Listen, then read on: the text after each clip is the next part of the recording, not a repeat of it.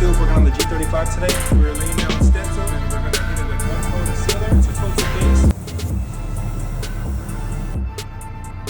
Right now, we're just working with Aaron, making sure all the graphic lines are all right. You guys scared of heights, right? No. Hope not. Right now we got the G35 with the spray booth and we're going to spray 2 coats of red. Now we're unmasking it and get it ready for the clear coat. Yeah, that's cool.